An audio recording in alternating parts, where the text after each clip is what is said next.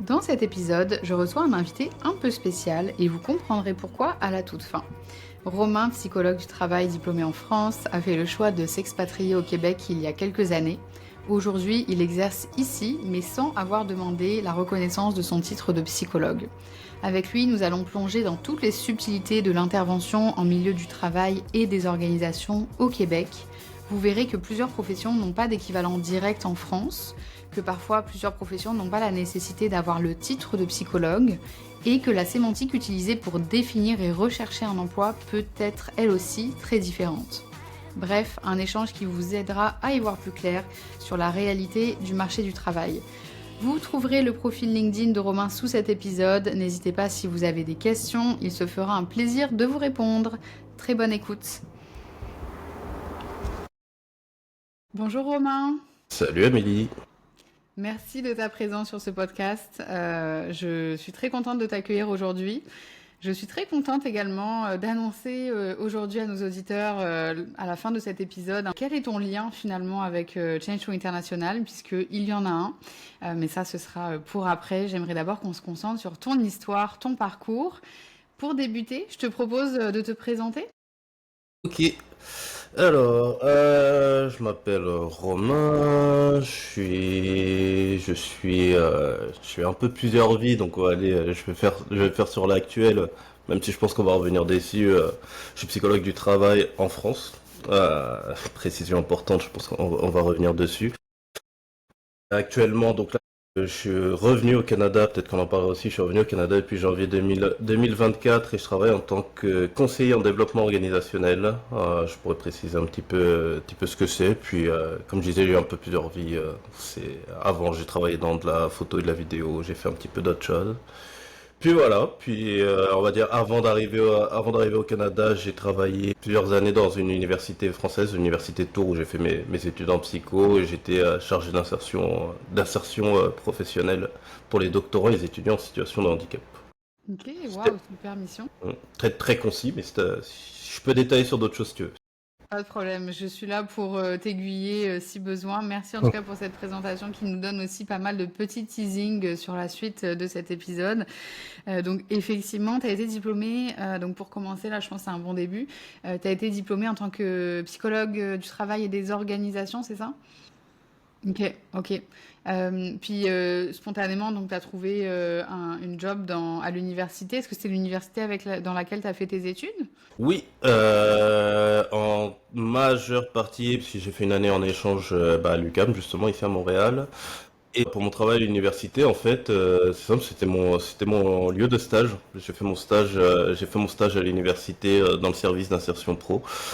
Puis, alors c'est marrant pour la petite anecdote, en fait, je devais partir déjà poursuivre une année d'études en plus à HEC à Montréal. Mais c'était en 2020, donc je pense qu'on peut deviner un petit peu les nombreux freins qui ont pu se poser à ce moment-là. Donc je suis resté après mon stage pour, à la base, qui devait être un contrat court, le temps que, on va dire, la situation se calme et que je puisse partir.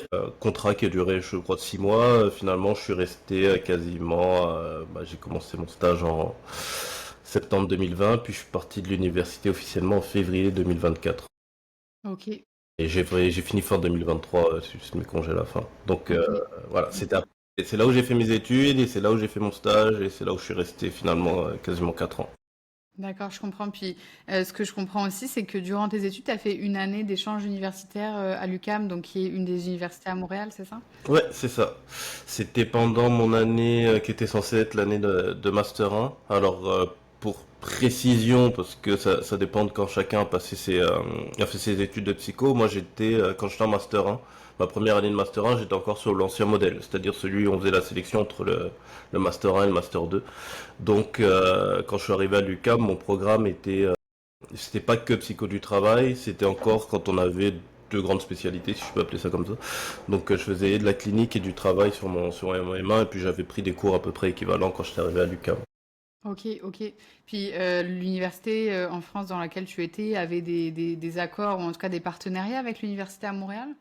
Oui, ouais, c'est un partenariat, je sais plus exactement à 100% comment ça fonctionne, mais je sais qu'il y avait un pool de personnes qui étaient pris parmi les universités partenaires de l'UQAM, donc il fallait faire un dossier et autres pour pouvoir être pris. Puis bon, du coup c'est passé, et j'ai eu un accompagnement auprès de l'université pour faire un peu de tout le dossier, etc.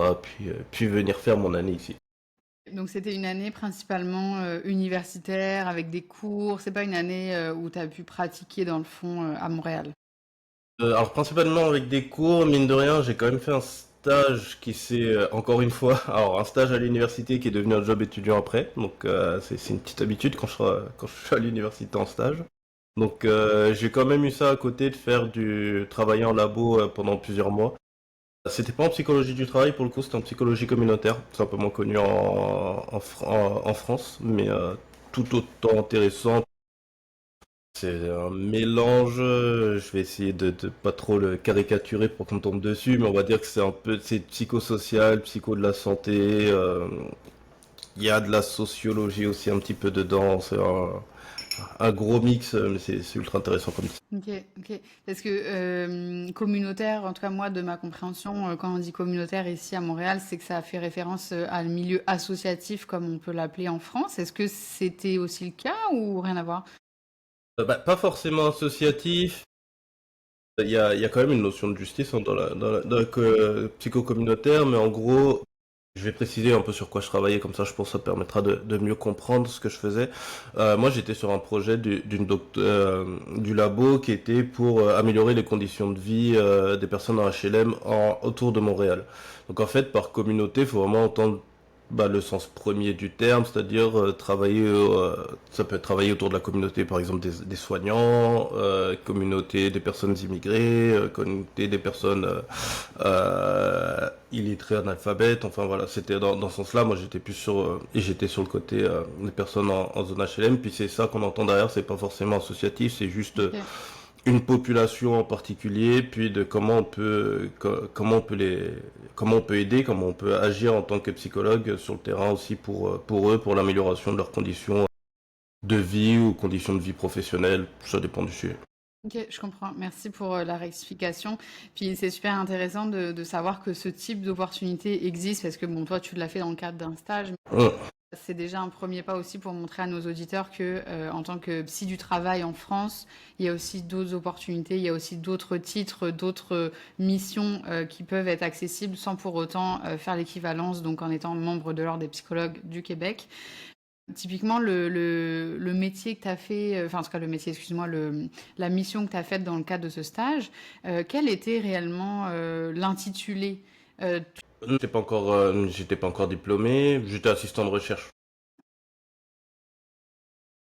Puis ton superviseur, par exemple, c'était un chercheur en fait Elle dans un est, premier temps. Elle était doctorante. Alors, en fait, moi, j'avais moins de contact avec la chef du labo, même si je la voyais, mais c'était surtout une doctorante qui était en charge du projet. Donc, moi, j'étais beaucoup, beaucoup avec la doctorante qui m'a encadré pendant ces plusieurs mois. Ok, ok, je comprends. Bon, première expérience à Montréal, donc je comprends que c'est effectivement une bonne opportunité de découvrir un peu la vie professionnelle ici. Comment ça s'est passé dans l'ensemble cette année? Est-ce que tu as apprécié? Tu sais, est-ce qu'il y a des choses qui t'ont surprise? Ouais, j'ai apprécié. Alors, techniquement, ça fait partie des petites sous-boîtes. C'est pas vrai. C'est ma première expérience professionnelle officielle, on va dire. J'ai pu travailler avant, mais différemment. Mais pour pas faire trop de mystère, en gros, j'ai de la famille en fait qui est à Montréal, proche. Puis j'avais travaillé un peu pour eux, comme on travaille des fois l'été. Tu vas aider ta famille, tu fais un truc, etc. J'avais fait la même chose. Donc ça avait déjà on va dire mon premier contact avec le milieu pro, ça avait été ça. Pour le coup, c'était pas du tout en psycho, ça avait rien à voir. C'était un job d'été à 16 ans pour aider mon oncle dans son entreprise. Mais on va dire pour revenir sur le côté plus psycho, plus comment ça s'est passé, etc. Vraiment bien. Vraiment bien. Déjà pour une petite précision qui est faite, mais moi en fait j'étais pas du tout intéressé par la recherche, je trouvais. En tout cas, j'en avais une image qui était totalement biaisée dans le sens où, mais je trouvais ça un petit peu. Dans mon idée, la recherche était un truc ennuyant, de rat de bibliothèque, un petit peu. Voilà, j'étais un petit peu, je pense, j'avais une mauvaise vision de ce que ça pouvait être, du moins pas éclairé. Puis finalement, moi, je trouvais ça hyper intéressant. J'ai appris plein appris plein de choses en échangeant avec les autres doctorants, avec chacun son sujet. Puis, tu sais, quand t'es en doctorat, c'est un peu différent quand même des cours de bac ou de maîtrise, enfin de licence ou de master, dans le sens où tu as un sujet et puis tu es vraiment dedans. Puis la plupart des doctorants, en tout cas tous ceux que j'ai vus, sont toujours passionnés par leur sujet, donc ils ont une manière de transmettre leur passion. Donc moi j'étais super intéressé par ce que je faisais. Le fait que la psycho communautaire, c'était pas développé en France, que je découvrais encore quelque chose de nouveau, moi ça m'a intéressé. Puis vraiment le labo où j'étais, je me suis super bien entendu, que ce soit avec la chef, que ce soit avec la doctorante qui me supervisait. Enfin, on a parlé longtemps encore après. Tu sais, même quand j'étais revenu en France, c'était vraiment une super expérience. Puis derrière, ça m'a donné un peu le goût de la recherche, même si là, pour l'instant, mais je dis jamais jamais, je n'ai pas forcément continué en recherche, mais ça m'a prouvé aussi qu'il y a des choses qui étaient possibles en recherche et qui pouvaient m'intéresser. Surtout de la recherche, quand je dis que j'avais une vision un petit peu floue de la recherche, je vais mettre un oui et non dans le sens où là c'était quand même de la recherche-action, il y avait vraiment beaucoup de terrain, etc. Et j'ai remarqué qu'en fait c'est un aspect de la recherche qui pouvait me plaire beaucoup.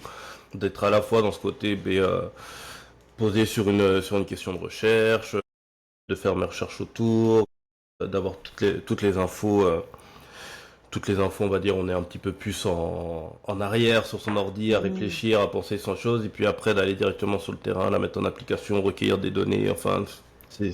Puis ça fait beaucoup de sens avec ton domaine justement d'expertise, en tout cas ton domaine de recherche, ça fait beaucoup de sens aussi de confronter ça à la réalité. Puis comment tu as trouvé ce stage de recherche? Est-ce que tu avais des contacts? Est-ce que c'était du fait que tu étais déjà dans le programme universitaire à Montréal? Ouais, alors en fait c'était dans le programme universitaire. En fait mon cours, je ne savais pas quand je l'avais choisi. Il y avait un stage qui allait avec le cours. C'était un Ok, stage court, surprise. voilà, donc je ne savais pas. Mais je crois qu'on a tous fait nos stages dans les labos de l'UQAM. Je suis plus sûr à 100%, donc je vais pas dire de bêtises. Parce que j'ai pas souvenir d'avoir eu à faire de démarches de recherche, etc. C'est juste que par contre, après le début de mon stage, moi, ils m'ont demandé si ça m'intéressait de travailler plus longtemps, parce que je pense qu'ils étaient satisfaits, et puis je pense qu'ils voyaient que ça me plaisait. Et c'est de là, après, moi, que j'ai eu le travail. J'avoue que c'est ni le stage, ni l'emploi où j'ai eu le plus de difficultés, quoi. Ça m'a été un peu servi, puis j'ai saisi l'opportunité. Et donc tu as travaillé, t'es resté plus longtemps finalement à Montréal, tu as mis une pause dans ton master en France pour travailler ou comment ça s'est fait? Non, je l'ai fait à côté des cours parce que l'avantage et puis qui peut être une vraie différence en termes de cours, c'est ici j'avais beaucoup moins d'heures de cours que je pouvais en avoir en France. En revanche, on a beaucoup plus de lectures. En tout cas, moi, à l'UQAM, j'avais vraiment en moyenne, je pense que j'avais 100 à 150 pages à lire par semaine, quoi. Ouais, facilement, parce que sur 4 ou 5 cours, t'as 30 pages à lire, ça va vite. Donc j'avais beaucoup moins d'heures de cours, donc en fait, je l'ai fait en job étudiant, je l'ai pas fait à temps plein. Et le fait que j'ai moins d'heures de cours, ça me laissait beaucoup plus de temps pour pouvoir travailler avec le labo. Puis on avait un arrangement, non, c'est comme ça que ça va fonctionner, mais j'avais pas des horaires fixes. En gros, j'avais un nombre d'heures par semaine. Ok. Puis après, moi, je m'arrangeais en fonction de mes cours, en fonction de ce qui était possible. Par exemple, quand c'était la période des partiels, la semaine d'avant, j'avais fait le double d'heures pour pas avoir à aller au labo la semaine des examens parce que je voulais me concentrer dessus, quoi.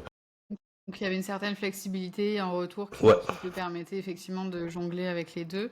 Donc une superbe expérience, là j'entends que du positif, beaucoup d'opportunités finalement qui se sont enchaînées. Donc suite à ça, tu es revenu, donc terminer j'imagine ton master en France. Ouais, je suis revenu, je vais pas entrer dans les détails parce que ça va être un peu agaçant pour moi et pas top, mais et j'ai pas forcément le lieu, mais j'ai dû refaire mon année de M1 parce que j'avais pas validé le stage de M1 malgré le fait que j'ai fait un stage Ok. durant mon cursus. Ben, figure-toi que ça, c'est quelque chose que je reçois beaucoup. Enfin, que c'est un sujet qui est pas mal présent là quand je discute avec tous les gens qui me contactent, etc. Qui est, mais même si tu as un stage à l'international, les universités en France ont tellement des critères, en fait, français, que des fois, ton stage à l'international, tu peux même pas le faire valoir en tant que stage de fin d'études. C'est quelque chose vraiment auquel il faut être super vigilant. Est-ce que toi, c'est justement ce qui s'est passé? Si tu veux rentrer ou pas hein, dans les détails, il n'y a pas d'obligation. Moi, en gros, ça n'a pas été. On m'a dit que pas de stage. Je sais pas d'où est venue l'information, mais pas de stage à l'étranger pour valider mon année, qu'il fallait que je le fasse en France. Sauf que je devais avoir un délai qui était assez court en rentrant, parce que je suis quand même rentré tard de mon année universitaire, parce que j'ai prolongé un petit peu après. Donc j'avais laissé. En fait, dès le départ, j'ai laissé tomber et je me suis dit, bon, bah tant pis, je ferai mon MA en 2 ans et puis je ferai mon stage l'année suivante. Bon, en tant qu'ancien maintenant chargé d'insertion pro et qui a beaucoup travaillé sur la question des stages, je sais que j'aurais pu le valider à l'étranger, que ça n'a pas été un problème. Ah bon.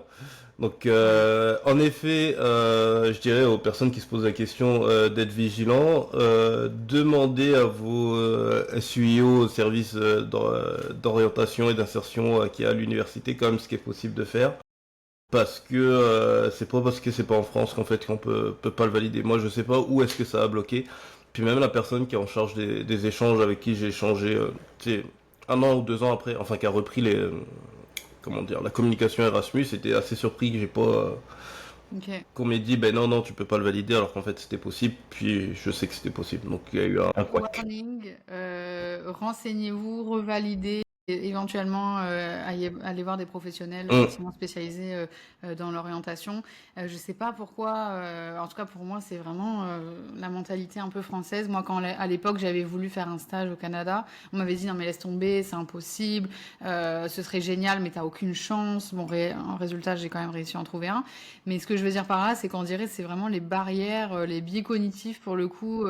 Universitaires français qui des fois font en sorte que c'est ingérable quoi pour essayer d'aller au-delà de la boîte qui est prévue dans un cursus classique universitaire en France.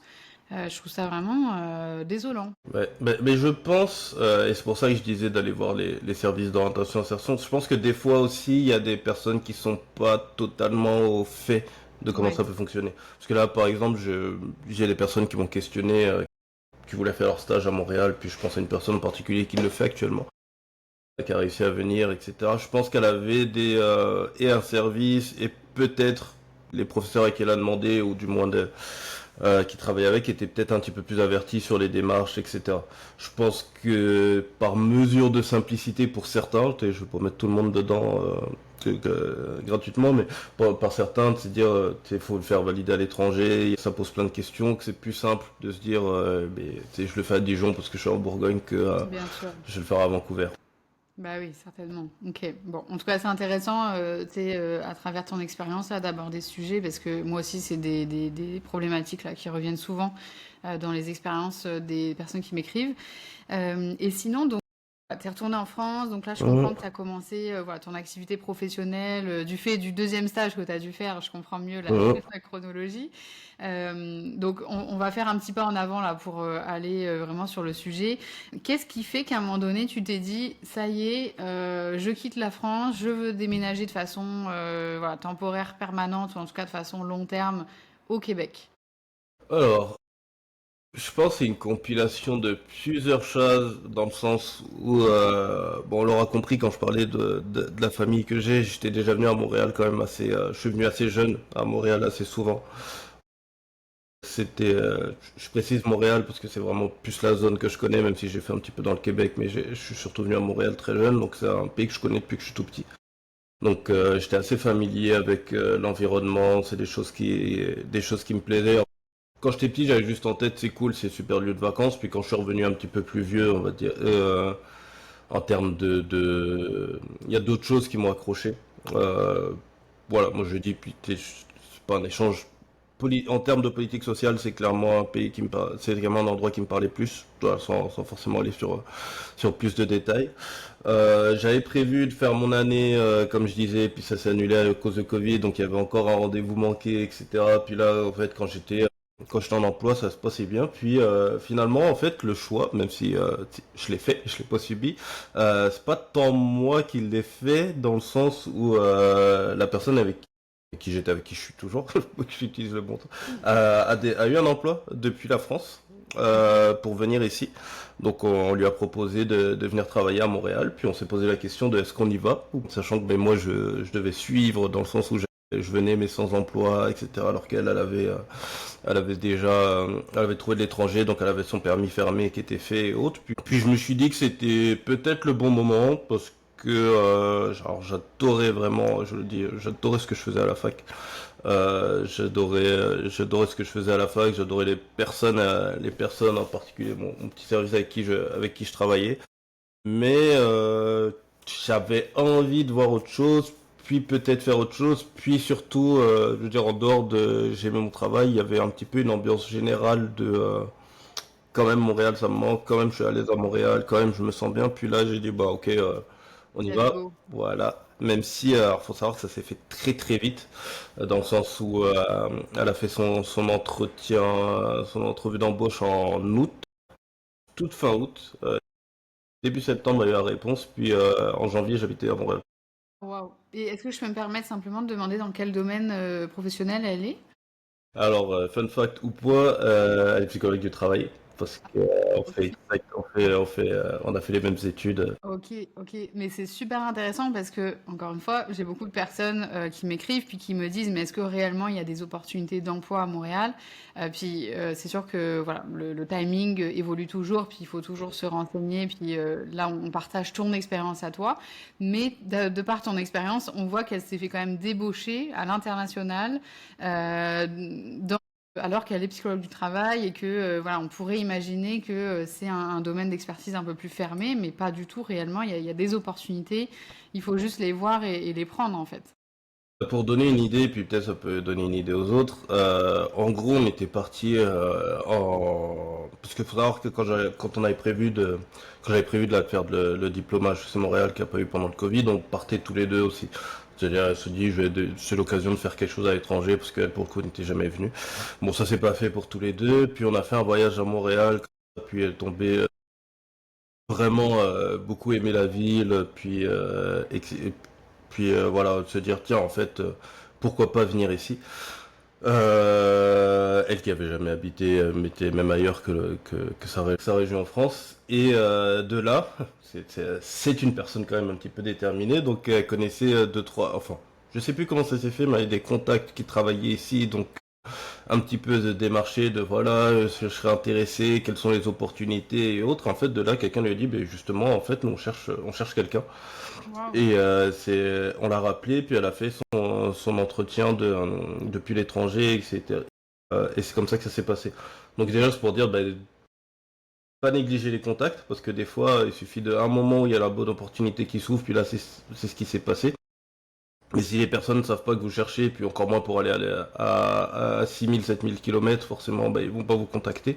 Bah oui. Puis, si je dirais, c'est un peu au culot, en fait. Il faut y aller un petit peu, puis se dire, tiens, j'ai envie, puis je vais faire des démarches pour et voir ce qui est possible de faire. Puis c'est comme ça que ça s'est fait. Ok, Donc, c'est génial. elle l'a vraiment provoqué, elle l'a vraiment provoqué, puis ça a marché. Elle a provoqué sa chance. Bah, en tout cas, bravo à elle. Je trouve ça vraiment admirable. Donc toi, tu t'es dit, bon bah ça y est, j'ai eu plein de rendez-vous manqués cette fois-ci, je vais faire en sorte de ne pas le manquer. Comment ça a été pour toi la recherche d'un emploi? Donc là, en fait, j'imagine aussi, il y a des questions qui sont posées de ton côté. Est-ce que je fais l'équivalence pour être membre de l'ordre des psychologues, donc être reconnu avec le titre de psychologue au Québec ou pas? Est-ce que tu peux nous en dire plus un peu sur toutes ces réflexions qui t'ont traversé? Alors, alors, c'est marrant parce que je me suis retrouvé dans la situation où, en tant que chargé d'insertion, en fait, quand quelqu'un cherche un emploi ou un stage, c'est long. C'est souvent, enfin, quand on est dans la place, dans le fauteuil de la personne qui cherche, c'est long. Et puis, on va dire, nous, je parle encore en tant que chargé de notre côté, c'est aussi, tu sais, de rassurer par rapport à ce stress et de se rendre compte qu'au moment où tu vas trouver, tu te rends compte que 4 mois, 5 mois, c'est pas si long. Mais quand t'es dedans, c'est très long. Et là, moi, je me suis retrouvé dans la position, comme quoi, même quand on travaille dedans, c'est pas agréable, dans la position qu'ils cherchent, puis j'ai trouvé ça super long, alors qu'en fait, ça a été court, parce que j'ai commencé à travailler en mai.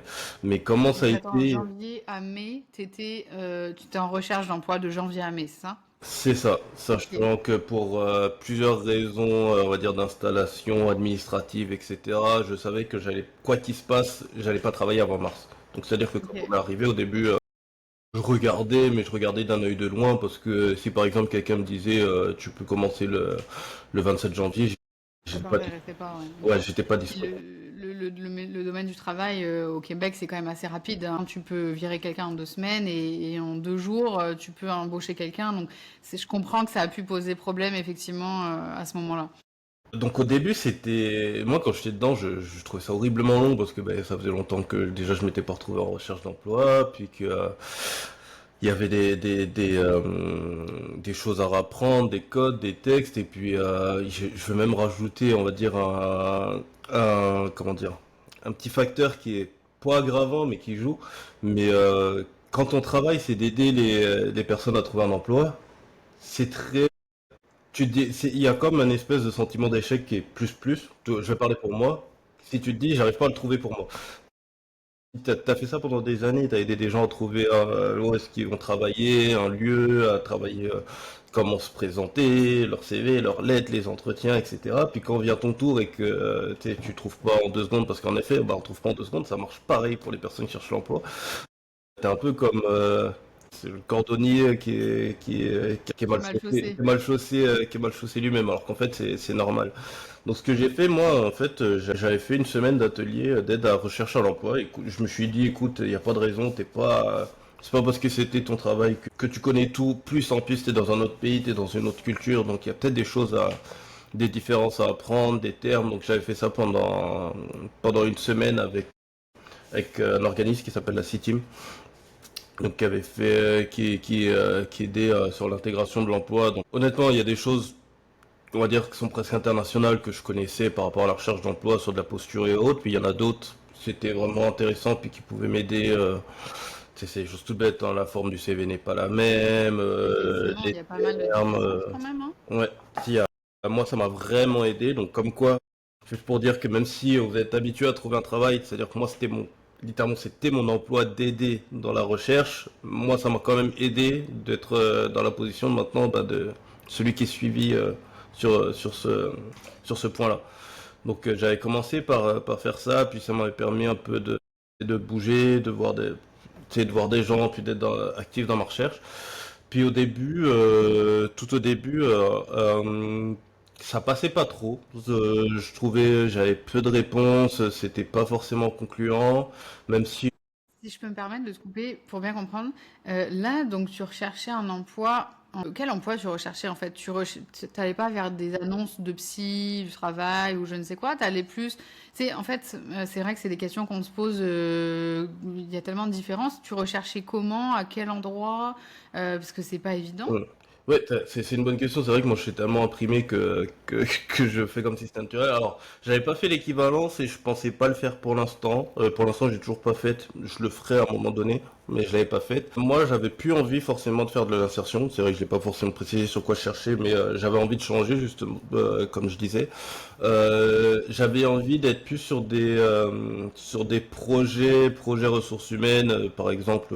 J'en dis un pour en dire un, mais je sais pas, il y a une grosse restructuration dans une boîte, faut accompagner les projets de restructuration, faire de l'accompagnement pour des équipes, etc. Être dans quelque chose d'un petit peu plus, Organisationnel ouais, finalement. d'être, exactement, qui est un peu plus différent de ce que je faisais. Je pense que ça va pas simplifier ma recherche aussi, parce que ben, quand tu viens de l'insertion et puis que tu veux changer de domaine, forcément il y a des preuves à faire. Alors, et il y avait ça, il y avait aussi, je vais y revenir parce que ça a pris un point important.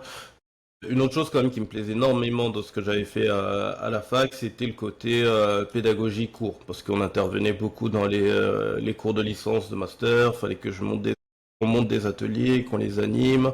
Moi, le groupe, c'est quelque chose qui me plaisait beaucoup. Donc, je cherchais un petit peu un espèce de mix de tout ça sans... Je savais ce que je cherchais sans savoir très précisément à la fois. C'est ça aussi que je pensais pas très simple quand on cherche, Bah pour oui. réussir à être précis, à bien s'arrêter. Puis moi, je m'étais dit c'est le moment de découvrir autre chose, donc du coup, vu que j'avais plein de chemins qui s'ouvrent, c'est à la fois une bonne chose parce que tu as plusieurs opportunités et à la fois c'est un peu compliqué. Puis au Bah début, oui, ça demande beaucoup d'adaptation, sortir de ta zone de confort, aussi prouver bah, quand même ton expertise et qu'est-ce que tu peux apporter malgré le fait que ce soit pas forcément des métiers que tu as déjà fait auparavant. Puis juste pour bien comprendre, je sais que c'est des questions que je reçois. Par exemple, quels mots-clés tu cherchais sur le moteur de recherche? Comment tu savais qu'il fallait aller, par exemple, dans les hôpitaux? Parce que maintenant qu'on habite à Montréal, c'est évident. Pour quelqu'un qui est jamais venu, on est un peu mêlé. En fait, c'est pas une posture de psy, mais comment tu savais que tu pouvais prétendre quand même à cet emploi? Ouais, ça c'est une bonne question. Moi, je cherchais beaucoup, étant donné que je m'étais, alors au tout début, je voulais continuer de travailler avec les doctorants et les titulaires du doctorat parce que c'est quelque chose qui me plaisait. Donc là-dessus, j'avais fait de la recherche très ciblée, c'est-à-dire regarder les personnes qui travaillaient sur ça, qui accompagnaient. Donc là, c'était pas dur pour moi en termes de recherche. Je mettais accompagnement à l'emploi, doctorant, etc. Donc il y avait un petit bout d'insertion certes qui restait, mais après, plus tard, ce que je me rappelle un peu, ce que j'ai dû faire, j'ai dû mettre beaucoup projet RH ou quelque chose comme ça dans mes recherches d'emploi, puis de fil en aiguille, de construire un peu. Donc, je sortais un peu, je gardais mon côté psycho quand même, parce que dans ma pratique, je l'avais, mais je me dirigeais un petit peu plus dans le domaine avec les personnes qui étaient plus ressources humaines, qui avaient fait un master de gestion, chercher quelque chose qui était un peu entre les deux. Parce que je savais, et c'est toujours le cas, taper psychologue du travail dans mes recherches d'emploi, ça allait pas me mener à grand chose. Il savait pas te mener à là où tu voulais aller, et du fait que tu voulais faire, on va dire, un petit pivot professionnel. Mais comment tu le savais, ça? Ça, je l'ai su, ben, notamment avec la semaine que j'ai fait là pour accompagnement à l'emploi. Je pense que j'ai eu des précisions.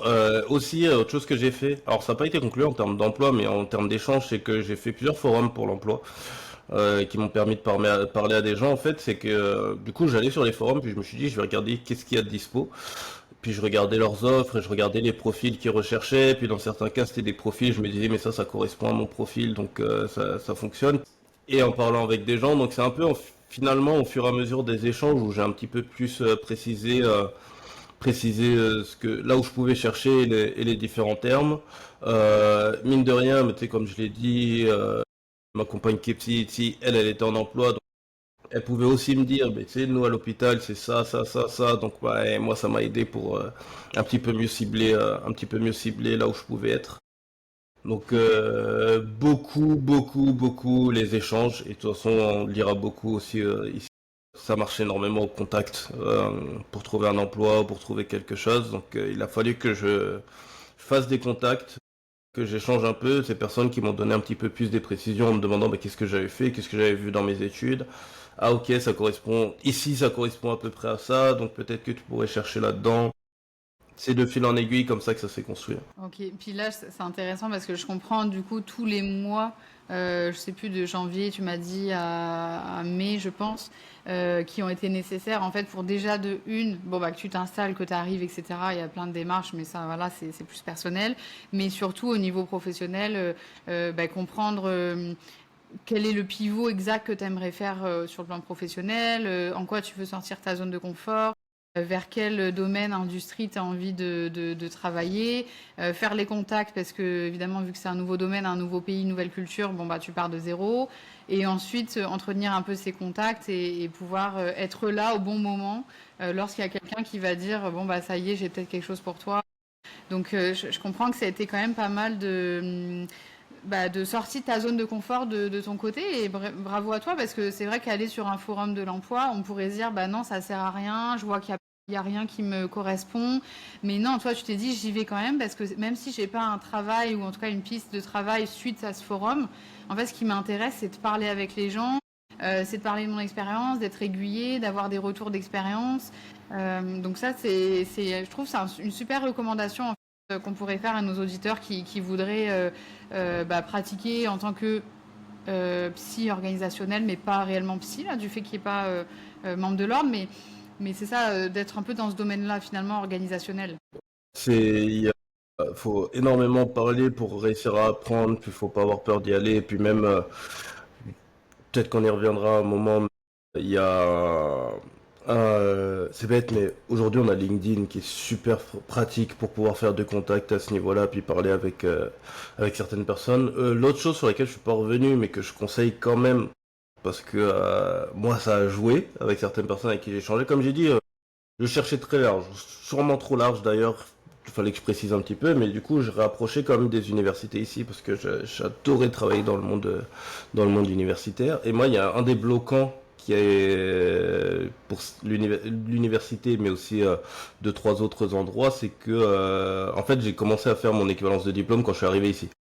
C'est-à-dire que vous avez, bon, pour ceux qui connaissent pas, en fait, on passe on doit passer par le MIFI, je me rappelle jamais les acronymes, c'est horrible, mais en gros, on envoie tous ces diplômes pour avoir une équivalence de diplôme qui font que notre diplôme français est reconnu ici, équivalent, enfin c'est une équivalence de diplôme en fait, mais reconnu comme équivalent ici au Québec. Et ça, moi, je l'ai fait tard, et en fait, dans certains endroits, surtout en fait les fonctions, dans la fonction publique, il y en a qui me disaient qu'ils allaient pas me prendre tant que j'ai pas de reconnaissance. Parce qu'en fait, même si j'avais le diplôme français, il n'y a rien, même si je savais que j'allais avoir ma reconnaissance, il n'y a rien qui disait que mon diplôme, mon master français est équivalent à un master fait au Québec. Dans les faits, si, mais il faut avoir un papier qui le certifie. Honnêtement, conseil de toute personne qui sait qui va venir ou qui se prépare à venir, faites-le venir en l'ayant déjà en poche, c'est vraiment, vraiment facilitant. Ok, super intéressant. Parce que, donc, juste pour clarifier, pour pas qu'il y ait de confusion ici, effectivement, le MIFI, c'est pas que pour les psys ou que pour les diplômes dans la santé. Là, c'est tous diplômes confondus. C'est juste, ne serait-ce que la sémantique, en fait, est différente. Un master va être appelé au Québec une maîtrise.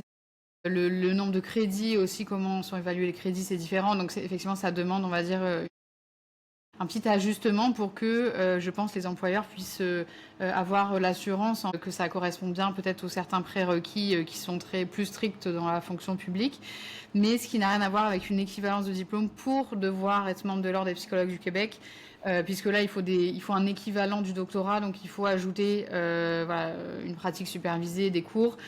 Donc voilà, c'était juste pour clarifier, mais c'est super intéressant de savoir que en fait c'est peut-être la première étape avant même d'arriver sur le territoire, c'est ça que tu nous mentionnes? Ouais, moi moi, là, si quelqu'un vient, en général, le conseil que je donne, c'est faire l'équivalence de diplôme. Et l'autre chose à faire, alors après ça, j'avais dire, c'est au bon vouloir de chacun, si la personne est sûre de où travailler, mais en gros, pour travailler dans le domaine de la santé et je crois qu'également, ça marche aussi pour dans l'enseignement. Ouais, enseignement auprès des plus petits, il y a ça. Il y a une visite médicale à faire. Cette visite médicale, moi aussi je l'ai fait en arrivant ici. C'était long, c'était long à faire, etc. Mais en fait, elle est obligatoire. C'est-à-dire même si vous n'êtes pas, moi je suis pas en contact direct avec les patients. Même si on n'est pas en contact direct avec les patients, à partir du moment où on travaille dans un établissement de santé, en fait, il faut faire cette visite médicale. Si vous avez l'opportunité de le faire avant de venir, parce que vous savez que vous avez envie de travailler dans un hôpital, dans un établissement de santé, que vous en avez besoin, ou que vous avez vu que ce que vous avez repéré en a besoin, moi je conseille de le faire parce que pour le coup, bah, on est deux à l'avoir fait et je vois la différence entre l'avoir fait à Montréal et ici. C'est qu'à Montréal, ben, les gens arrivent, puis on le fait ici, donc ben, on est très nombreux, donc il y a beaucoup d'attentes, etc. Là où je l'ai fait, alors il n'y a pas beaucoup d'endroits pour le faire en France, par contre, pas dans beaucoup de villes. Moi, nous on était à Paris, puis à Paris, ça s'est passé en 30 minutes, c'était fait, c'était réglé. Et puis au moins, quand tu arrives, tu as ton équivalence de diplôme, tu as ta petite fiche e-médicale qui dit qu'il n'y a pas de problème pour travailler dans un hôpital. Puis au moins si par exemple tu es repéré par un SUS ou un autre établissement de santé qui dit ben, on aimerait bien pouvoir travailler avec toi, tu as tous les documents qui sont déjà prêts, comparé à quand tu l'as pas fait. Et puis si on te dit ben, en fait je aurai une réponse dans 6 semaines Bah oui. pour l'avoir. Et si le recruteur en attendant il a besoin de quelqu'un pour la semaine prochaine puis qu'il l'a trouvé, on passe à la trappe pour de l'administratif. Et comme tu l'as dit, ça va quand même assez vite, je trouve, ici, le recrutement. Puis la visite médicale, en fait, donc pour expliquer, donc c'est pour, voilà, pour démontrer qu'on n'a pas de maladie, juste notre niveau de santé. Puis effectivement, c'est avec des médecins agréés par l'immigration. Donc c'est pour ça qu'en France, je pense que tu as Lyon, Paris, et je crois que c'est tout. Donc tu n'as pas beaucoup de médecins agréés, il faut se déplacer, etc. Mais en France, moi, je l'ai faite parce que je devais travailler avec les enfants. C'était quand même assez rapide. Mais donc au Canada, ce que tu mentionnes, c'est que tout le monde le fait en arrivant et qu'en fait, il y a plus de délai, c'est ça? En tout cas, bah, le délai pour avoir le papier, ça va. Bon, à part que, mais bon, ouais, moi j'ai un peu la poisse avec les papiers, mais je suis pas représentatif parce que j'ai vraiment je sais pas, j'ai une espèce de malédiction administrative qui fait que mes papiers prennent toujours le double de temps, mais ça tombe vraiment que sur moi. Mais c'est surtout que, bon, je vais parler pour mon expérience à moi, je pouvais même pas m'asseoir, je suis resté toute la journée dedans, hein, c'est-à-dire que je suis parti peut-être 3 heures en retard et je pouvais même pas m'asseoir tellement on était nombreux. Et c'était un jour en pleine semaine. Waouh. C'était alors que pour avoir vu le comparatif, pour avoir fait à Paris, dans la salle d'attente, il y avait deux personnes, quoi. Oui, oui, c'était pas très achalandé, hein, Non. comme on peut dire ici, dans mes souvenirs aussi. Ok, ok. Bon, c'est intéressant. Donc, dans le fond, tu as trouvé un emploi à un moment donné. Est-ce que tu peux nous en dire un peu plus sur cet emploi, ton employeur?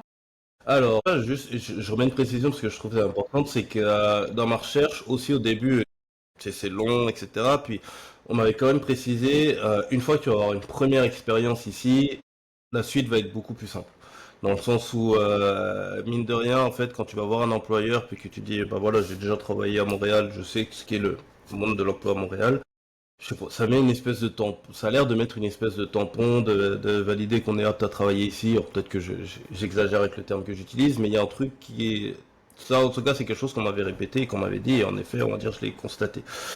Je parlais des contacts beaucoup, et en fait, à un moment donné, je parlais de LinkedIn tout à l'heure, j'étais sur LinkedIn, puis hop, je vais voir, tiens, qui a fait Psycho du travail en France, puis qui est aujourd'hui à Montréal et qui travaille. Je me suis dit, je vais regarder comme ça, je vais envoyer des messages, même si je connais pas les gens, tant pis, je vais démarcher un peu. Puis j'ai écrit à une personne, Samy, hein, je peux citer son nom, qui est super sympa, qui était en postdoc ici, qui faisait donc une recherche postdoctorale dans un laboratoire qui est rattaché au CHU Sainte-Justine, qui est un hôpital pédiatrique.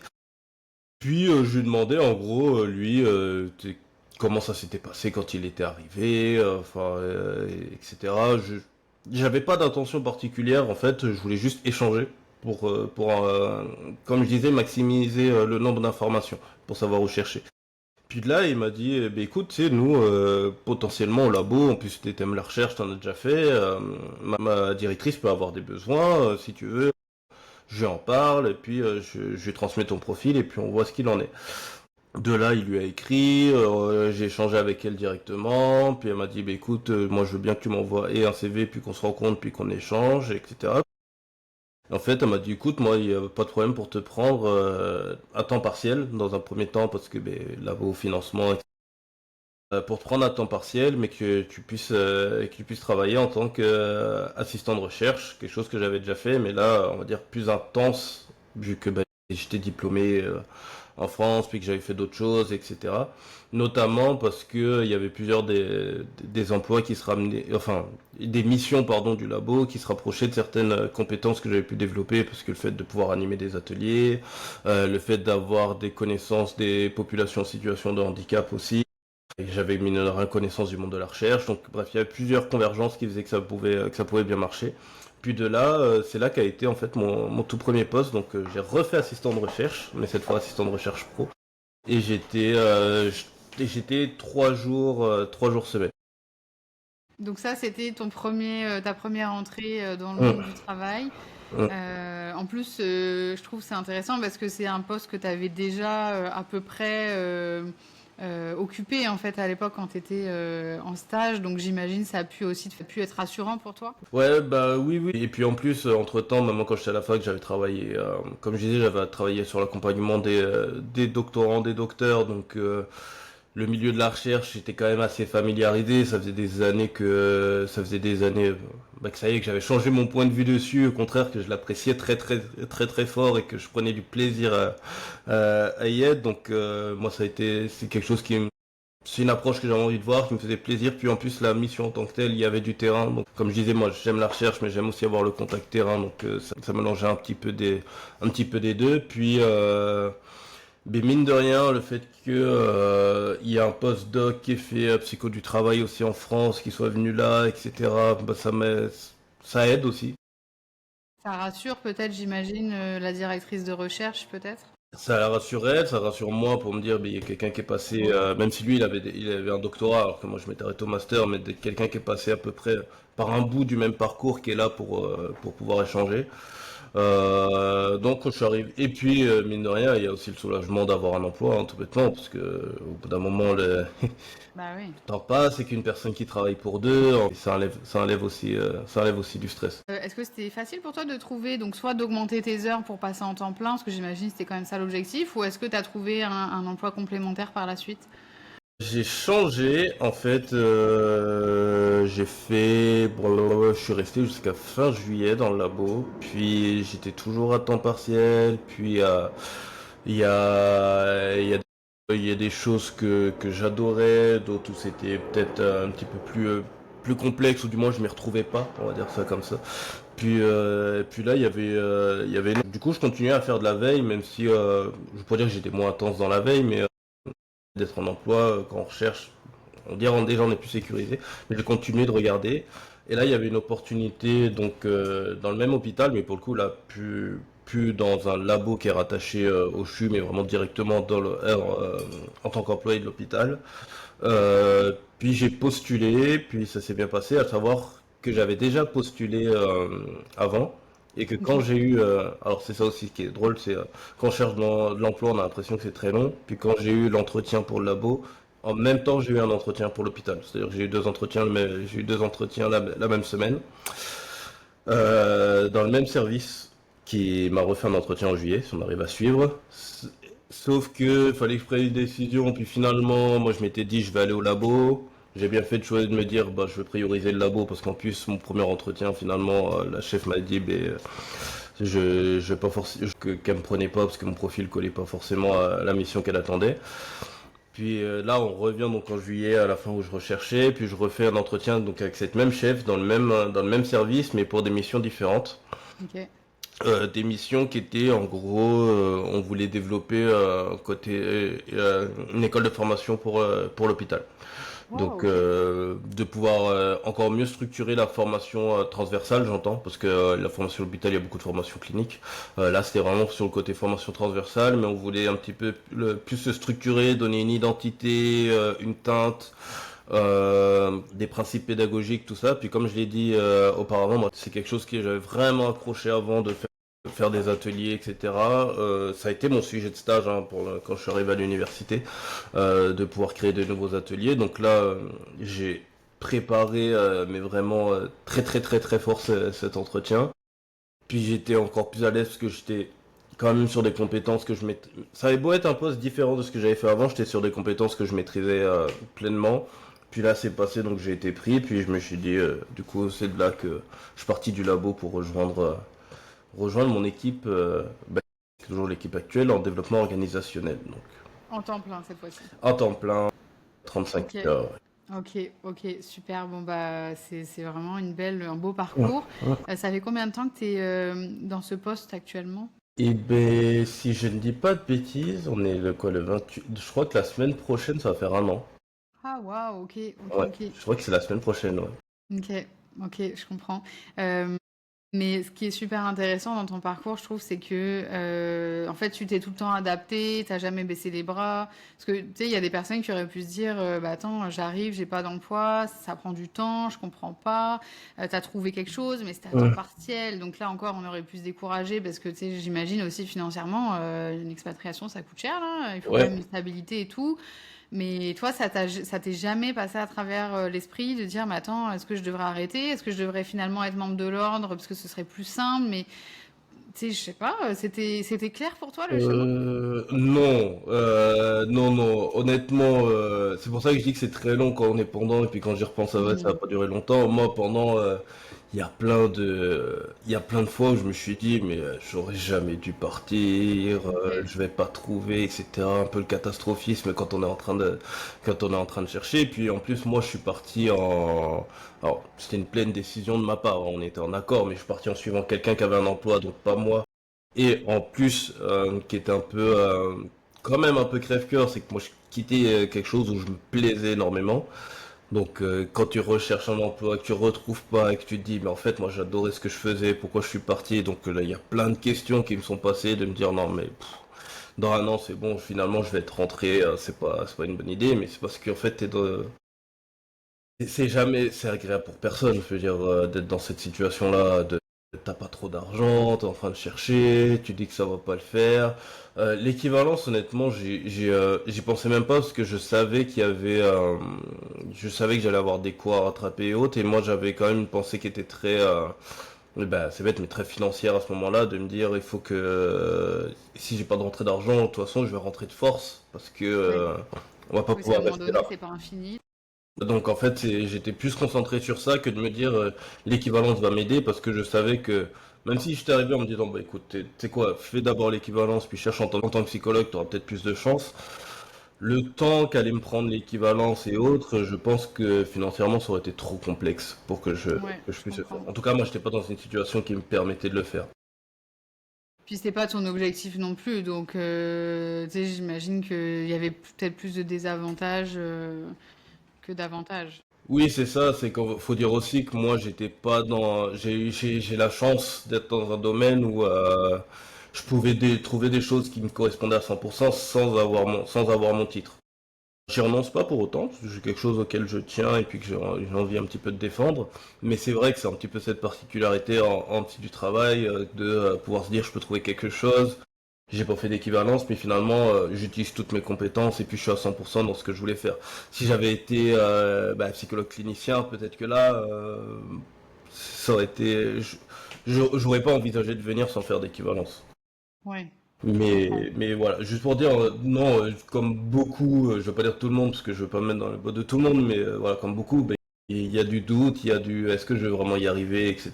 Puis je répète, et puis ça a beau être un conseil que j'ai donné à des étudiants ou des diplômés pendant des années, ben quand c'est soi, c'est toujours pareil, c'est pas pareil, puis on doute. Je me suis juste accroché en me disant que je savais que je pouvais. En fait, je savais que c'était possible, dans le sens où je savais que les compétences que j'avais ou que je faisais, ben, tu sais, ça existait, il y en avait sur le terrain ici, que c'était possible. Ben, j'avais vu des gens réussir à le faire, donc potentiellement j'allais pouvoir y arriver. C'est juste qu'il fallait être un petit peu accroché. Et toutes les personnes qui m'ont un peu répété de attention, le premier emploi ça peut, alors c'est pas forcément, mais ça peut être long. Mais tu verras qu'une fois après que tu es dans le système, entre guillemets, que tu es pris, que ce sera plus simple. Et que, donc je me tenais à ça en me disant, en effet, là c'est le premier, faut que j'arrive à faut que j'arrive à rentrer dedans. J'y crois et je lâche pas finalement mes recherches. Mais moi, ce que je trouve génial, même si évidemment la recherche est plus difficile du fait que bah, tu dois t'adapter à un nouveau marché finalement. Donc là, rappelle-moi ton titre actuel pour que je ne dise pas de bêtises. Conseiller en développement organisationnel. Donc effectivement, c'est un nouveau marché, on va dire une nouvelle façon d'aborder la même industrie, puisque tu n'utilises pas ton titre de psychologue du travail, mais conseiller en développement et organisationnel. Mais ce que je trouve génial, en fait, moi qui ai fait l'équivalence, etc., c'est que vous arrivez avec une certaine flexibilité. Toi, tu as pu trouver les domaines voilà, qui t'intéressaient à 100%. T'es pas passé forcément par cette équivalence, donc directement, tu es rentré, en fait, avec une posture réellement de professionnel. Donc c'est sûr que c'était peut-être un peu plus difficile au début de naviguer, de comprendre, d'avoir les contacts, etc., du fait de ces deux grosses différences dans l'industrie organisationnelle en France et Québec. Mais en même temps, une fois que tu as trouvé, bon bah là ça y est, comme tu l'as dit, tu es dans le milieu, tu as les contacts, tu comprends un peu mieux la sémantique qu'il faut Mm. utiliser pour tes recherches. Ça, je trouve, c'est un bel avantage qu'on n'a peut-être pas en tant que psy qui veuille faire l'équivalence, que nous, on doit un peu plus se conformer à un processus effectivement assez demandant, etc. Puis après, la posture est très définie. Toi, il y a une certaine liberté finalement dans tes missions, d'après ce que je comprends. Ouais. Il y a un avantage et un désavantage, je dirais, c'est dans le fait qu'on recherche, de pouvoir rechercher sans avoir fait les équivalences, en fait, faut énormément se concentrer sur c'est quoi mes compétences que je peux faire valoir. Alors attention, quand je dis Mhm. qu'il y a un avantage, des avantages, c'est pareil pour tous les domaines de la psycho. Mais ce que je veux dire par là, c'est quand tu fais ton équivalence et que tu es membre de l'ordre, c'est comme si automatiquement, bon, ça témoigne pas de la qualité du travail que tu fais, mais c'est comme si il y avait quelque chose qui disait cette personne-là, à ce niveau de compétence, on le sait. Oui, c'est ça, c'est un titre facilement reconnu, c'est ça que tu veux dire? Ouais, c'est ça, c'est qu'on dire, il a le titre de psychologue, donc c'est qu'à minima, normalement, tu sais, il peut faire ça, Ouais, ça, ça et ça et ça. ouais. Quand t'arrives et que t'as pas ton équivalence et que tu dois te positionner quelque part, t'as pas ce truc-là qui dit mon titre me certifie que je sais faire ça, ça, ça. Donc tu dois un peu plus te concentrer sur ok, voici ce que je sais faire, voici ce qui me plaît, voici et c'est ça que tu dois faire valoir sans titre. À la fois, c'est plus simple comme t'as dit parce que c'est plus large, t'as plus de liberté et autres, et à la fois c'est compliqué parce que ben t'arrives pas en disant coucou, voici mon titre de psy, donc ok, ça c'est bon, tu as certifié quelque chose, tu dois prouver en fait ce que tu es capable de faire. Donc avantages et inconvénients.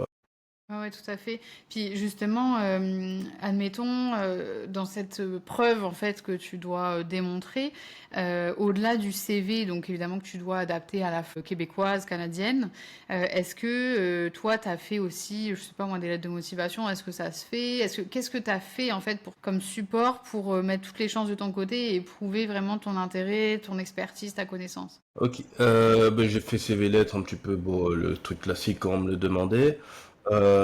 Après, moi, ce que j'ai fait en plus, là, ce que j'avais fait sur mon dernier entretien, et ça, je le faisais déjà en France et peut-être des étudiants que j'ai eu vont reconnaître un petit peu ce conseil, mais que je faisais, c'est que moi je disais toujours s'il y a la possibilité d'amener, de montrer quelque chose en plus. C'est-à-dire que moi mon grand truc, c'est de faire une espèce de petite plaquette de voici mes services.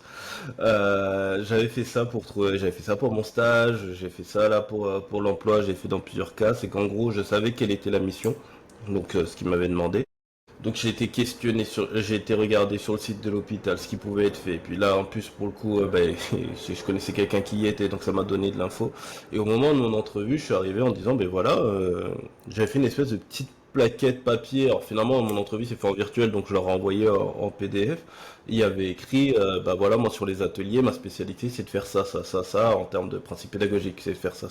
Et en fait, s'y attendait pas du tout, parce que j'avais préparé quelque chose en plus pour montrer ça pouvait être quoi mon apport, etc. Puis ça, je pense que ça m'a aidé pas mal à faire la différence dans ma préparation, parce que d'un côté, moi, ça me force à réfléchir de, ok, qu'est-ce que je peux leur apporter avec mes compétences et autres. Hmm. Puis eux, quand ils arrivent sur l'entrevue où ils ont des questions et autres, en fait, ils ont déjà quelqu'un qui a livré un espèce de papier où dire, voici de quoi je suis capable, voici ce que je pourrais faire, voici par rapport à vos besoins, ce à quoi moi j'ai déjà réfléchi à l'avance. Et ils se disent, tu sais, il est même pas en poste, puis potentiellement on va pas le prendre, mais il s'est déjà projeté sur ses missions, sur ce qui est possible de faire. Ben ça a souvent bien marché, ça a souvent plu. Alors après, à chacun de prendre la forme qu'il a envie que ça peut se prendre, mais se projeter à l'avance sur les possibilités et puis de pouvoir le montrer, on va dire, au moment de l'entrevue, je trouve que ça marche bien. Ah, c'est un bon conseil, beau conseil aussi, merci. Parce qu'effectivement, au-delà de peut-être rassurer, j'imagine l'employeur ou en tout cas donner confiance, toi, ça te permet de mettre en valeur, ta valeur ajoutée. C'est comme vu que c'est un domaine, où en fait chacun a un petit peu sa couleur d'après ce que je comprends, de par son expérience, de par ses études et tout, surtout, en tant qu'expatrié. Toi, ça te permet de vraiment mettre en mots, bon, bah, qu'est-ce que je peux vous apporter, quels sont exactement, en quoi mes services peuvent fitter avec votre structure. Et puis j'imagine c'est aussi un support qui permet d'amener la conversation.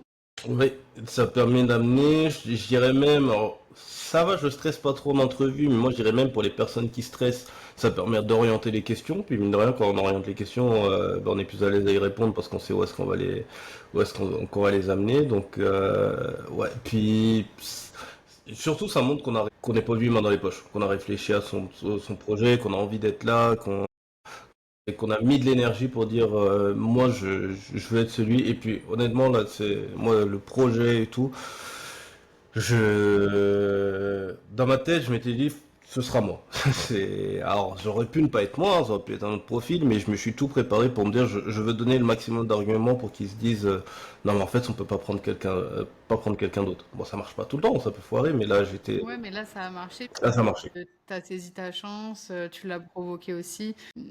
C'est super intéressant. Puis là, si je résume un petit peu là pour clôturer, on va dire l'aspect recherche d'emploi, recrutement, donc qui sont des questions très posées. Je comprends que il faut pas hésiter d'aller sur LinkedIn, De contacter les personnes, de demander des conseils. J'imagine tu as regardé aussi les offres d'emploi sur différents sites. Est-ce que des fois ça t'arrivait de faire des candidatures spontanées dans des hôpitaux ou autres? Oui, oui, oui, parce que moi, ce que j'aime bien dans la candidature spontanée, c'est que, je sais pas, je dis n'importe quoi, mais je vois un cabinet de consultants, peu importe, hein, on dit un cabinet de consultants qui est en ville à Montréal, puis je vois qu'ils ont pas forcément, qui font pas forcément, je sais pas, d'accompagnement à l'emploi pour, enfin, je sais pas, qui interviennent dans le cadre du handicap, mais il y a certaines choses qu'ils font pas dans leurs ateliers. Pour dire quelque chose, hein, j'installe. Mhm. Bah là, moi, je regarde, je me dis, tiens, c'est marrant, parce que moi, ça, j'ai fait ça, puis eux, ils le font pas, peut-être que je peux le proposer de faire chez eux. Puis du coup, je commence à créer, à faire ma candidature spontanée, puis je réfléchis dessus. En fait, qui me permet de... C'est un peu créer le besoin. C'est si je... Donc c'est pour ça que j'en ai fait plusieurs. Bah, si je peux redonner le conseil que je donnais, mais que je donne toujours, c'est pour moi... C'est une analogie un peu bizarre, mais pour moi, quand candidature spontanée, il faut le faire un petit peu comme la pub. C'est-à-dire que t'as pas besoin d'un super mixeur génial qui te presse tes oranges en 2 secondes pour te faire ton jus le matin, mais sauf qu'une fois que t'as vu la pub, tu te dis mais ce serait quand même vachement pratique que j'en ai un chez moi. Puis tu te retrouves à dire non mais en fait je vais le prendre parce qu'en fait c'est trop pratique, j'y avais jamais pensé mais c'est trop pratique. Mais dans l'emploi c'est un petit peu pareil avec les candidatures spontanées, c'est-à-dire que les gens sont là, ils n'ont pas prévu d'avoir un employé en plus. Puis finalement, quand ils lisent ta candidature, ils disent mais en fait, ce serait quand même vachement pratique d'avoir quelqu'un qui maîtrise ces outils-là pour pouvoir nous faire nos ateliers plus vite, pour pouvoir intervenir sur le terrain. Puis on n'avait pas pensé à avoir ce domaine-là pour se diversifier. Puis qui se retrouve à t'appeler. Alors c'est plus risqué, ça demande plus d'énergie. Par contre, c'est vrai qu'une fois que la personne a, on va dire, a eu le feeling ou a senti le bon truc avec la candidature, là c'est cool.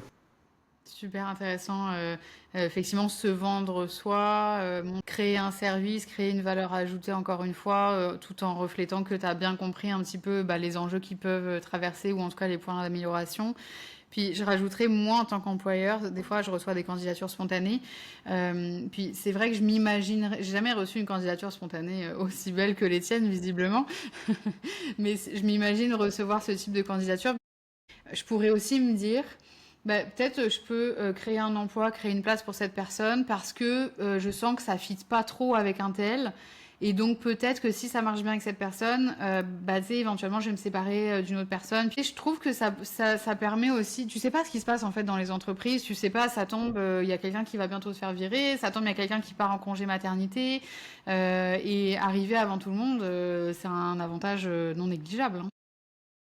Surtout, parce que je sais pas, à mon avis, tu dois recevoir de tout type de candidatures spontanées. Je le dis, intéressez-vous à l'endroit où vous allez. Dans le sens, candidature spontanée, c'est pas uniquement dire, moi j'ai fait, mon parcours c'est ça, j'ai fait ça, ça, ça, ça. Dans le sens où, bah, en fait, quelqu'un qui recherche pas, vous venez venir et lui dire, j'ai fait tout ça, il va se dire, bah, c'est super, mais moi j'ai besoin de personne, donc m'intéresse pas. Alors que dire, moi j'ai fait ça, ça, et je vois ce que vous faites, et du coup je vois des Ouais. connexions, je me dis que là ça pourrait peut-être être utile et tout, déjà la personne en face elle se projette. Tout à fait. Et puis se renseigner sur le site. Moi, par exemple, on reçoit beaucoup de candidatures spontanées pour des postes qui sont déjà occupés et c'est noté sur le site qu'il y a déjà quelqu'un pour ce poste-là. Il pourrait très bien se présenter avec un autre titre, d'une autre façon, pour proposer ses services d'une autre façon en complémentarité d'eux. Mais bon, si le titre du mail, c'est le poste qui est déjà comblé, franchement, ça part déjà mal, quoi. Ouais. Enfin voilà, juste la parenthèse là-dessus permet de dire parce que des fois on lit ça, on lit, et en tout cas moi je sais aussi quand j'étais à l'université qu'on en recevait, même si c'était pas moi qui employais directement les gens, on lit les lettres. Oui. On les lit.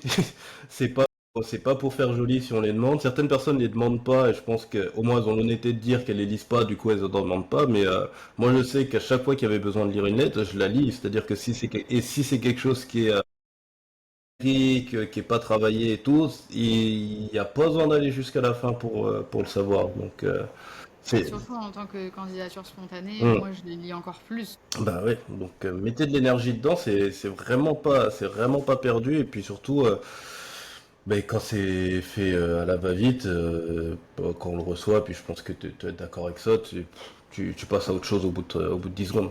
J'essaie quand même de répondre à chaque fois, même si c'est Ouais. négatif, mais effectivement, ça va pas loin. Mais en tout cas, merci beaucoup de tous tes retours, c'est super intéressant. Je sais que ça va beaucoup aider notre audience parce que j'ai quelques personnes en tête là qui sont dans le domaine aussi du travail des organisations, qui sont un petit peu perdues là sur les premières marches à suivre pour la recherche d'emploi au Canada. Donc merci à toi pour ça. J'ai d'autres petites questions là pour clôturer un petit peu ton partage d'expérience. J'aimerais, si tu peux nous en dire plus en fait sur les conditions de travail auquel on peut prétendre avec un travail comme le tien, donc qui n'est pas sous le chapeau psychologue, tu sais, au niveau salaire, au niveau télétravail ou pas, au niveau liberté un petit peu dans ta pratique. Donc sens-toi libre là, de nous partager les informations que tu souhaites, là, mais je serais curieuse de t'entendre. Ok, plusieurs choses. Je vais commencer dans l'ordre. Ça va être de réexpliquer mon titre parce que c'est vrai que conseiller en développement organisationnel, je pense que ça doit pas parler à grand monde, du moins pas grand monde en France parce que c'est pas un titre qu'on voit. Prenez pas, moi, ma direction où je suis, c'est la direction des ressources humaines. Donc, je suis directement lié avec les ressources humaines. On fait un peu on fait un peu de tout. Je veux dire, on a chacun notre propre spécialisation. Moi, quand je suis arrivé, j'étais en binôme avec une personne. On était surtout, on faisait pas que ça, mais travaillait beaucoup sur le côté formation. Il y en a d'autres qui travaillent sur la gestion du changement, d'autres le conflit au travail. Comme s'il y avait plusieurs petites unités dans notre service. Il faut comprendre par développement organisationnel qui est vraiment accompagnement, soutien de l'organisation. C'est-à-dire que voilà, on arrive, on est à partir du moment où on a des demandes organisationnelles, par exemple sur de l'aide accompagnement d'équipe à un moment donné, où j'ai une problématique de conflit dans mon équipe, est-ce que quelqu'un peut intervenir, enfin voilà, tout ce qui est un peu ce soutien de l'organisation de manière globale, d'avoir une vision globale sur comment fonctionne l'organisation et comment je peux la soutenir et l'aider à soit à se développer, soit aider directement les équipes et ou les gestionnaires. C'est pour ça que c'est assez large, aussi large que l'est finalement la psycho du travail, on peut avoir plusieurs domaines. Là après, on va dire dans chaque établissement de santé ou même pas forcément établissement de santé, chaque établissement, donc les services qui seront à l'intérieur du DO, du développement organisationnel, seront peut-être différents. Ça, faut aller creuser, mais je pense que c'est déjà une très bonne piste quand on est psycho du travail d'aller regarder ce qui se fait en développement organisationnel dans les différents endroits, parce que ça regroupe beaucoup de choses qu'on apprend à faire en psycho du travail. En termes de conditions, ben moi je l'ai dit, je suis à 35 heures, 35 par semaine, avec la possibilité de ce qu'on appelle ici le 9-10, c'est-à-dire que je peux comprimer mes 70 heures en 2 semaines sur 9 jours et prendre mon vendredi le 10e. C'est-à-dire qu'une fois sur toutes les 2 semaines, en fait, une semaine sur deux, je peux faire une semaine de 4 jours. C'est-à-dire une semaine de 5 jours, puis une semaine de 4 jours, puis une semaine de 5 jours, une semaine de 4 jours. C'est pas une obligation, mais c'est une possibilité qui est offerte. Donc ça peut être, ça peut être sympa. Elle est dans beaucoup d'offres, hein. Donc si vous voyez possibilité de 9-10, c'est ce que ça veut dire. Ça veut dire que il y a la possibilité de faire ce 5 jours, 4 jours, 5 jours, 4 jours, et de condenser les heures là-dedans. En termes de télétravail, en tout cas nous dans notre équipe, vu que moi quand j'ai des interventions qui nécessitent que je sois présent, j'y suis. Après là c'est un petit peu au besoin. C'est-à-dire que si par exemple j'ai une journée totalement avec de l'administratif ou des choses qui nécessitent pas forcément que je sois sur place, j'ai pas une obligation d'être là. Il y a une certaine liberté, Ouais. d'après ce que je comprends. C'est assez flexible. Alors ça peut pas l'être pour tous forcément, hein. Des gens qui ont énormément de terrain, c'est plus compliqué de se dire Bien ben, sûr.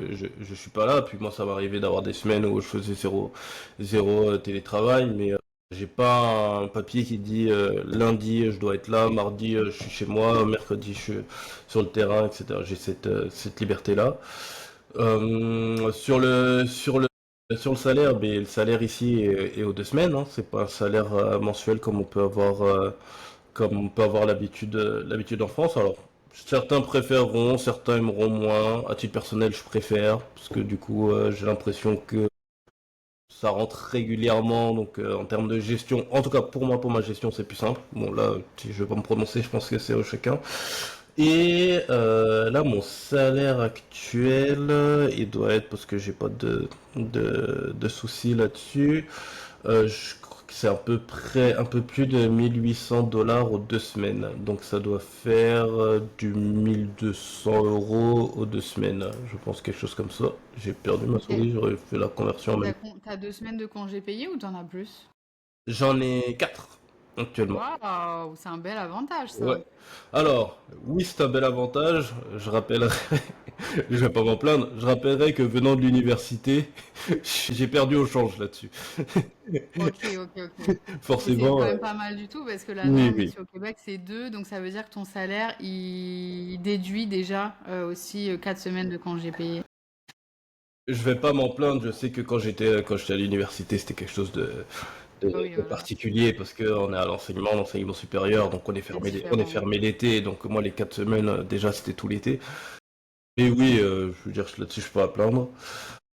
Voilà, 4 semaines, c'est que je disais en 2 semaines, donc c'est un peu plus de 1800, mais pas, ça doit faire pas loin de 1200 €, 400 par mois. Puis là, je donne le net directement, j'ai pas donné le Oui, brut. Ce qui moi me faisait plus que ce que j'avais à l'université, parce que à l'université j'étais échelon 1, j'étais encore en CDD. Bref, je vais pas se mentir, c'était pas des milliers des cents. Peut-être que certains là actuellement peuvent trouver ça décevant ou autre, je peux l'entendre. Faut savoir aussi que j'ai pas je pense que je le hmm, serai à un moment donné, parce que ça va avec mon niveau d'études, ça va avec ce que j'ai fait ouais, avant, ça va avec le fait.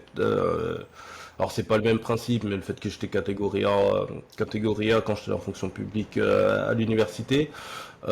Si j'étais cadre, si ce serait aussi plus haut. bien sûr, ok. Puis est-ce que, parce que c'est sûr que c'est difficile hein, de se rendre compte quand t'es pas encore au Québec, etc. Tu te dis oui, mais le coût de la vie. Donc en tout cas, est-ce que toi, t'es à l'aise avec ton salaire? Est-ce que tu sais, ça te permet de faire les choses que t'as envie? Tu sais, juste quelques mots là-dessus. Oui, clairement oui, c'est aussi pour ça que je dis que je suis pas à plaindre. Puis le coût de la vie a énormément augmenté à Montréal, même si ceux qui sont pas venus avant s'en rendront pas compte, mais ceux qui Ouais, connaissent un petit peu l'historique et qui l'ont vu voient qu'il y a un changement. Honnêtement, avec le mois, puis en plus nous on a 2 salaires, donc c'est encore plus simple. Tu sais, je suis pas en stress à la fin. ok. Le logement coûte cher, on le sait. Voilà, le logement coûte cher. Faire l'épicerie, ça a augmenté, ça coûte cher. Je suis pas dans une situation où je me dis, oh, il va falloir vraiment que je trouve autre chose ou qu'on me passe cadre rapidement parce que c'est pas C'est possible. ça. J'en suis loin, j'en suis pas là. Ok, ok, bah merci en tout cas vraiment de ton dévoilement parce que tu sais, je sais que ça va beaucoup aider là des personnes de savoir un peu à quoi ils peuvent prétendre, si c'est suffisant ou pas. Donc merci beaucoup pour ça. Et effectivement, aux 2 semaines, il faut aussi savoir que en tant que Français, on peut calculer souvent les salaires au mois. Sauf qu'en fait, en réalité, si tu calcules au mois alors que tu es payé aux 2 semaines, c'est pas exact parce qu'il y a des mois quand tu es payé aux 2 semaines où tu es payé 3 fois. Donc, c'est vraiment important d'être vigilant là-dessus et de calculer soit aux 2 semaines ou alors à l'année, tout simplement. Parce que des fois, tu calcules au mois et en fait, ça te donne des chiffres qui sont biaisés, qui sont faussés, du fait qu'il y a plus, donc c'est ça, il y a des mois plus longs que d'autres. Donc, en réalité, tu es plus souvent payé aux 2 semaines que si tu le serais payé au mois. Donc, c'est pour ça, il y a une petite différence. J'ajouterai là-dessus cette info. Ouais, non mais tu fais bien de le dire parce que des fois souvent je donne l'erreur de le donner au mois parce que c'est plus simple pour les gens de se Ouais. figurer, mais qu'en effet selon le découpage des semaines, on est bien content sur les mois où on a 3 payes et puis là comme je disais ça fait 1200 2 semaines, mais les mois où j'ai 3 payes on est plus à 2400, on est à plus. Bah oui, c'est ça. Donc, puis je pense qu'il y a 2 mois, je pense, dans l'année où tu es payé 3 fois. Hum. Donc, c'est quand même pas négligeable, là. Mais ouais, c'est ça. Ok, bah écoute, merci beaucoup encore une fois pour ta transparence, ton partage. Avant qu'on termine cet épisode, est-ce que tu voulais ajouter quelque chose par rapport à ton expérience à toi? Est-ce qu'il y avait un élément supplémentaire que tu souhaitais apporter? L'élément supplémentaire, maintenant je vais peut-être réinsister sur quelque chose, mais moi je le dis beaucoup, je le disais quand j'étais en France aux étudiants, je le redis aux étudiants quand je suis ici, je le dis aux diplômés, n'ayez pas peur de contacter les gens. Alors je suis pas du tout VRP de LinkedIn, mais je le dis quand même que c'est quand même un outil qui est super pratique pour avoir des liens très facilement avec les gens.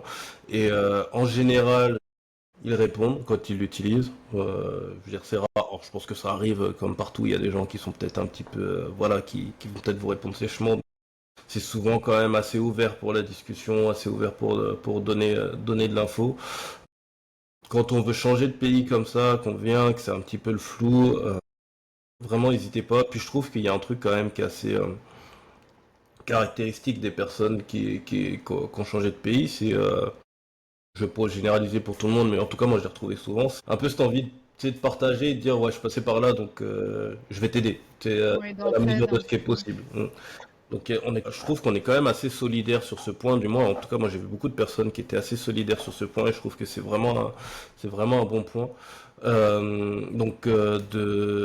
vraiment aller dans le contact, contacter les gens, ça c'est vraiment ce qui va aider, et de pas avoir peur et de tenter. Moi, je dirais en fait, c'est de tenter l'expérience, c'est-à-dire que ce que vous vouliez rester ou pas, c'est-à-dire même si c'est pour un an et tout, c'est ultra riche. Moi, je trouve déjà de le faire pendant les études, c'était ultra riche. Déjà de le faire, même si ça se trouve, vous vous dites, ben, en fait, au bout d'un an, j'ai envie de rentrer, ben, c'est pas grave, mais de faire un an à l'étranger, de voir un autre contexte, de comment ça fonctionne dans un autre type d'organisation, un autre pays, avec une autre culture, c'est ultra riche en apprentissage, donc de pas hésiter.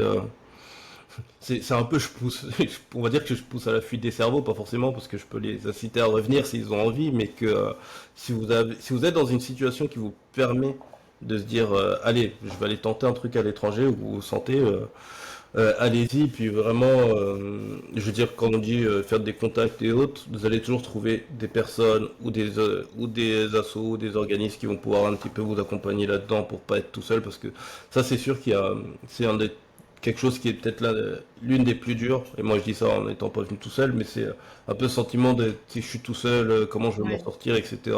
Puis c'est là-dessus où je dis il faut pas hésiter à contacter et organismes et personnes pour se rendre compte qu'en fait on l'est pas. Bah oui, tout à fait.